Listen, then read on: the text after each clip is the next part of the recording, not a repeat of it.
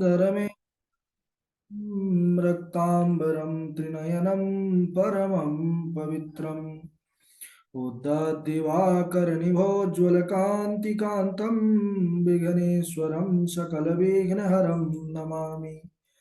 नमः परमहंस स्वादितचरणकमलचिन्मकरन्दाय भक्तजनमानसनिवासाय श्रीरामचन्द्राय कृष्णत्वदीयपदपङ्कजपञ्जरान्ते अद्यैव मे विशतु मानसराजहंसः प्राणप्रयाणसमये कभवात् विद्यैः कण्ठावरोधनविधौ स्मरणं कुतस्ते ध्याये नित्यं महेशं रजतगिरिनिभं चारुचन्द्रावतंसं रत्नाकल्पोज्ज्वलाङ्गं परस्मृगवराभीतिहस्तं प्रसन्नं पद्मासीनं समन्तास्तुतममरगणैर्भ्रातृकृत्यं वसानं विश्वाद्यं विश्वबीजं निखिलभयहरं पञ्चवक्त्रं त्रिनेत्रं करचरणकृतं वा कायजं कर्मजं वा श्रवणनयनजं वा मानसं वा पराधं विहितमविहितं वा सर्वमेतत्क्षमस्व।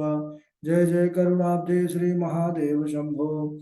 श्रीलक्ष्मीनाथसमारम्भां नाथयामुनिमध्यमाम् अस्मदाचार्यपर्यन्तां वन्दे श्रीगुरुपरम्पराम्। अञ्जनानन्दनं वीरं जानकी शोकनाशनं कपीशमक्षहन्तारं वन्दे लङ्काभयङ्करम्। भक्ति भक्त भगवंत गुरु चतुर्नाम वपु एक, इनके पद वंदन किए नाशत विघ्न अनेक। बोले शंभ सदा शिवाय भगवान की जय, पवन शिव महापुराण की जय। परम मंगलमय परात्पर अखिलेश्वर अचिंत्य कल्याण गुणगण निधान सर्वेश्वर सर्वाधिपति श्रेष्ठ आचरणवान प्रजा के सुखदाता विज्ञान के पूर्ण ज्ञाता देवादिदेव जगत नियंता जगदीश्वर पंच तत्वोत्पादक विश्वेश्वर मंगल करता श्री श्याम सदाशिव भगवान के पावन चरणारविंदों पर कोटि नमन नतमस्तक वंदन एवं अभिनंदन। आरंबा भगवती जगदीश्वरी शंकर शिव पुराण वल्लभा जगत जननी माँ जगदम्बा माता पार्वती जी के पावन चरणारविंदों पर कोटि प्रणति। शिवाय शंभु का शब्द में विग्रह शिव महापुराण को कोटि कोटि प्रणाम। समस्त भूतादिक श्री राम में सब जग जानी करहु प्रणाम जोर जग पाल। बड़ा ही आनंद आ रहा है, हम सब शिव महापुराण कथानक को सीखने के लिए एक साथ जुड़ते हैं और इस पावन पुराण शिव शास्त्र की तैयारी कर रहे हैं। कल के दिवस में हम सब शिव महापुराण रुद्र संहिता अंतर्गत पार्वती खंड पर प्रवेश करके माँ पार्वती के प्राकट्योत्सव का आनंद लिए। माँ जगदम्बा माता मैना की और हिमाचल की तपस्या को सफल करते हुए उनके घर कन्या रूप में अवतरित होते हैं। तब बोले वसंत तौ मधौ मासे नवम्यां मृगधिष्णिके अर्धरात्रे समुत्पन्ना गंगे वशसि मंडलात्। आहा, वसंत तौ मधौ मासे, भगवती वसंत ऋतु चैत्र मास में नवमी तिथि को मृगशिरा नक्षत्र में अर्धरात्रि में बोले कि चंद्रमंडल से गंगा की भांति प्रकट हुई। कहते हैं भगवती जैसे ही इस पर्वत पर प्रागट्य हुआ उनका, कहते हैं वैसे ही सब जगह का वातावरण आनंदमय हो गया। भगवान शंकर बड़े प्रसन्न हो गए, कैलाश पर बैठे बैठे ही मुस्कुराने लगे। चारों तरफ दसों दिशाओं में अनुकूल गंभीर सुगंधी तथा शुभ वायु बहने लगी। उनके प्रकट होते ही नगर में सारी संपत्ति स्वतः ही उत्पन्न हो गई। महाराज, लोगों का सारा दुख दूर हो गया। समय पा करके विष्णु आदि समस्त देवता सुखी होकर वहां पर आए और प्रेम से जगदम्बा का दर्शन करने लगे। उनकी स्तुति प्रणाम कर अपने अपने धाम को चले गए। ब्रह्मा जी बोले कि हे नारद, तब वह देवी कन्या रूप होकर सांसारिक कन्याओं की भांति रुदन करने लगी। जैसे संसार में लीला होती है वैसे ही देवी भी करने लगी। उस कन्या के रुदन को सुनकर नगर की स्त्रियां तुरंत ही वहां दौड़ी दौड़ी आईं। हिमाचल भी यहाँ पुत्री का जन्म सुनते ही अत्यंत आनंदित हो गए। सज्जनों, नगर की जितने भी नर नारियां थे सब उत्सव करने लगे। सुंदर नाच गाना और तरह तरह के वाद्य यंत्र बाजे बजने लगे। हिमाचल ने विधि पूर्वक जात कर्म किया, ब्राह्मणों को बड़ा दान दिया महाराज। याचकों को मुंह मांगा, जो उन्होंने चाहा उससे कई गुना ज्यादा उनको दान किया। और उसके बाद शुभ मुहूर्त में कन्या का नाम संस्कार हुआ। मुनि जनों ने जगदम्बा, तारा, महाविद्या, काली आदि अनेकों नाम उनके बताए। चंद्रमा की कला की तरह हिमाचल पुत्री अब धीरे धीरे अपने पिता के घर में बड़ी होने लगी। उनके अंग प्रत्यंग चंद्रमा की कला एवं बिंब के समान अत्यंत शोभायमान होने लगे। गिरिजा अपनी सहेलियों के साथ खेल खेलने लग गई। अब कुछ बड़ी हो गई मैया। उन्होंने अपना प्रभाव छुपा रखा था। वैसे तो आदि शक्ति जगदम्बा ही है, लेकिन वह लौकिक जो कन्या होती है उनकी तरह ही लीला करते। गंगा जी के किनारे जाती, गंगा जी की रेती वालुका से घर बनाती, जैसे छोटे छोटे बालक खेलते हैं ना, बालक बालिका, वैसे वे भी घर बना करके खेलती। कभी कंदुक क्रीड़ा करती, अनेकों प्रकार के वेश बदल बदल कर क्रीड़ाएं करती रहती थी। फिर कुछ बड़ी हुई तो पढ़ने के लिए गुरु जी के पास जाकर बड़ी प्रसन्नता के साथ ध्यान लगा करके पढ़ने लगी। जिस प्रकार शरद ऋतु में हंस पंक्ति गंगा तथा रात्रि में अमृतमयी चंद्र किरणों औषधियों को प्राप्त होता है, उसी प्रकार पार्वती जी भी पूर्व जन्म की विद्याएं उनको स्वयं ही प्राप्त हो गई, क्योंकि वह तो आदि शक्ति है। ब्रह्मा जी बोले कि हे नारद, एक बार एकदा त्वं शिवज्ञानी शिवलीला विदाम्बरः हिमाचल गृहं प्रीत्या गमस्त्वं शिव प्रेरितः। एक बार हे पुत्र, आप भगवान शिव की माया से प्रेरित होकर आप भी प्रसन्नता पूर्वक हिमाचल नगरी में गए। और हिमाचल घर जाने के बाद जब हिमाचल ने देखा कि देवर्षि नारद आए हैं, तब उन्होंने आपका स्वागत सत्कार किया और कहने लगे गिरिराज आपको देखकर कि हे महाराज, ये मेरी पुत्री, इसका नाम पार्वती है। आप इसके हाथ की रेखा देखिए और इसके भविष्य का वर्णन कीजिए कि इसका भविष्य कैसा रहेगा। पुत्री से प्रणाम करवाते हैं पार्वती से कि प्रणाम करिए, ये मुनि महाराज हैं। हे मुनीश्वर, इसके बाद हिमाचल अपने सौभाग्य की सराहना करके मस्तक झुका करके हाथ जोड़ करके आपसे जब निवेदन करने लगे कि आप बताइए मेरी पुत्री के विषय में।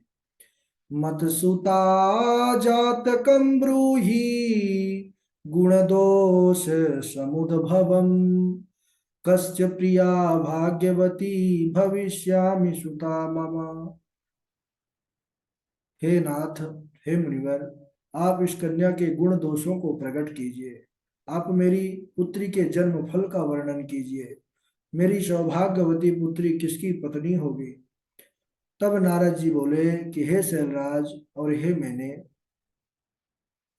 यह आपकी पुत्री चंद्रमा की कलाओं के समान जो निरंतर बढ़ रही है और बड़ी ही सुंदर है, यह अपने पति के लिए बड़ी सुखदायिनी होगी और माता पिता की कीर्ति को बढ़ाने वाली होगी। महासाध्वी च सर्वासु महानंद करी तथा, यह समस्त स्त्रियों के लिए एक प्रेरणा बनेंगी और महासाध्वी महासती होंगी। लेकिन महाराज सब लक्षण इनके बहुत बढ़िया हैं, लेकिन हाथ में एक बड़ी विलक्षण रेखा इनके दिख रही है। तब दोनों थोड़ा समझा गए, माता पिता हिमालय मैना। बोले महाराज वो क्या है। बोले एका विलक्षणा रेखा तत्फलम शृणु तत्वतः। एक बड़ी विलक्षण रेखा है, उसका फल मैं आपसे वर्णन करता हूं कि हे हिमालय, जो रेखा का फल है वह यह है कि जो इसका पति होगा उसका स्वभाव स्वरूप कैसा होगा, सुनो। योगी नगनो गुणोकामी मातृतात विवर्जितः अमानो शिव वेशश्च परियस्याखिलेदृशः। जो पति होगा, बोले योगी होगा, नग्न होगा महाराज, कपड़े भी नहीं पहनेगा, निर्गुण होगा, गुणों से बड़े होगा, निष्काम होगा, माता पिता से रहित होगा, मान विहीन होगा, अमंगल वेश वाला होगा। नारद जी की बात सुनकर मैना तथा हिमालय दोनों पति पत्नी महाराज दुखी हो गए। आहा, इतनी सुंदर कन्या, और ऐसा जो है तो अमंगल पति इसको प्राप्त होगा।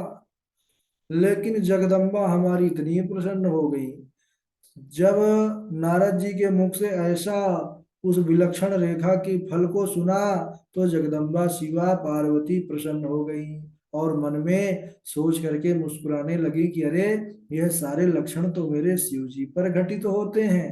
अरे, मुझे तो मेरे शिव ही प्राप्त होंगे। वह बड़ी प्रसन्न हो जाती हैं सभी। इधर दुखी मन से हिमालय ने नारद जी से कहा कि हे मुनिवर, क्या कोई उपाय है कि ये जो दोष दिख रहा है ये दोष समाप्त हो जाए, मेरी पुत्री के जीवन में प्रसन्नता आ जाए। तब नारद जी बोले कि हे गिरिराज सुनिए, यह तो मेरी बात सच्ची है, झूठ नहीं है। हाथ की रेखा तो ब्रह्मा जी की लिपि है, यह तो मिथ्या नहीं हो सकती। लेकिन हाँ, एक उपाय है जो आप प्रेम पूर्वक सुने, जिसके कारण आप सुख प्राप्त कर सकते हैं। कौन सा उपाय? बोले तादृशोस्ति वरा शंभु लीला रूप धरा प्रभु कुलक्षणानि सर्वाणि तत्र तुल्यानि सद्गुणैः। बोले कि जो अभी हमने कहा है, जो विलक्षण रेखा का फल, उस प्रकार के वर तो लीला रूपधारी प्रभु शिव के अंदर भी विद्यमान है। उनमें समस्त कुलक्षण सद्गुणों के समान ही है। यानी है तो ये कुलक्षण, साधारण पुरुष के अंदर चले जाएंगे तो, लेकिन यही कुलक्षण भगवान शंभु में गुण में परिवर्तित हो गए महाराज। वे उनके आभूषण है। बोले कैसे? बोले प्रभौ दोषौ न दुखाय दुःखत्य प्रभौ ही सह रवि पावक गंगा नाम तत्र गेयानि दर्शना। बोले समर्थ पुरुष में दोष दुख का कारण नहीं होता, लेकिन वही असमर्थ में वही दुखदायक हो जाता है। इस विषय में सूर्य, अग्नि और गंगा का दृष्टांत जानना चाहिए। इसलिए आप विवेक पूर्वक कन्या शिव जी को अर्पण कर दीजिए। अगर भगवान शिव सर्वेश्वर, जो निर्विकार रहने वाले योगी अविनाशी हैं, अगर वे विवाह कर लेंगे तो ये कुलक्षण भी लक्षण शुभ लक्षण में परिवर्तित हो जाएंगे। लेकिन वह प्रसन्न कब होते हैं? बोले उसके लिए शिवा यानी पार्वती को बड़ा कठिन तप करना होगा, क्योंकि शंभु केवल तप से ही वश में आ सकते हैं। इस प्रकार महाराज बहुत नारद जी ने समझाया, और इसके बाद वह वहां से आज्ञा लेकर के पर्वतराज से अपने लोक को चले गए, नारायण नारायण का गान करते हुए। और पार्वती मैया इधर तपस्या करने का विचार करती हैं। उनको स्वप्न में मुनि नारद जी का उपदेश भी हुआ है, उसको हम अगले दिवस श्रवण करेंगे। समय हो चुका है आज यहीं तक।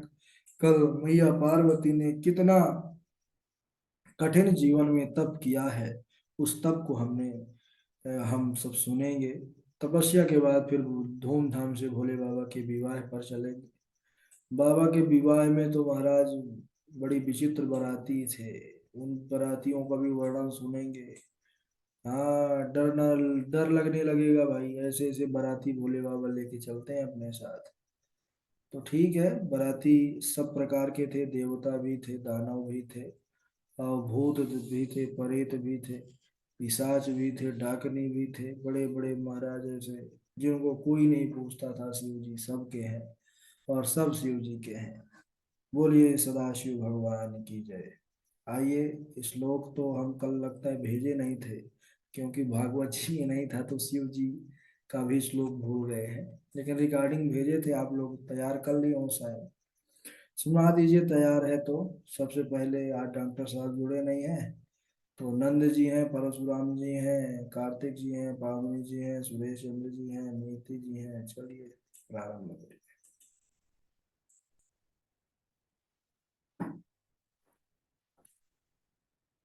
ठीक है, नंद जी व्यस्त होंगे तो कार्तिक जी भी कर सकते हैं।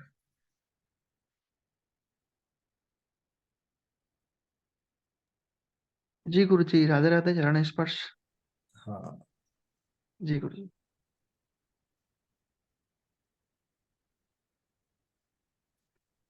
हरिभक्तो हि मां निन्दे तथा सेवो भवेद्यदि तयो शापा भवेयुस्ते तत्त्वप्राप्तिर्भवेन्नहि।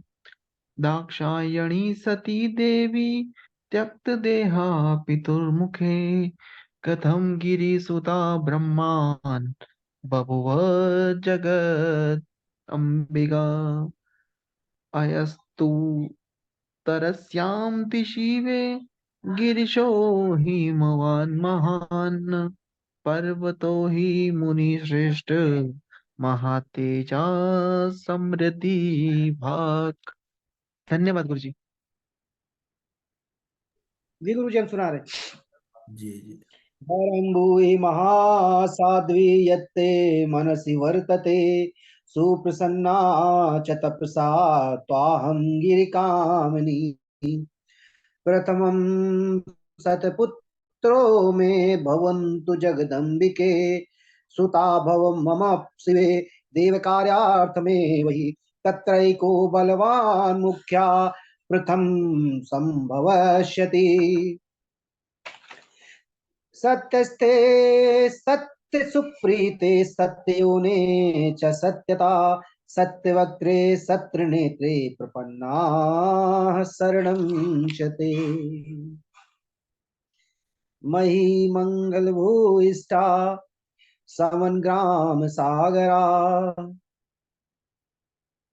मुमुदु साधवा सर्वे सताम दुःखम भूधृतम। जी गुरु जी, राधे राधे।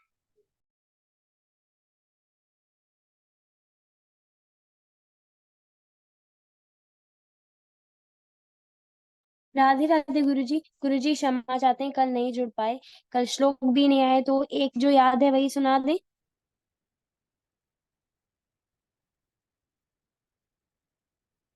आवाज आ रही है हाँ, हमारी गुरु जी? सुनाइए सुनाइए सुनाइए सुनाइए। हाँ हाँ, सुनाइए सुनाइए सुनाइए। सत्यस्थे सत्य सुप्रीते सत्ययोनी च सत्यता सत्यवक्त्रे सत्यनेत्रे प्रपन्ना शरणं च ते। राधे राधे गुरु जी।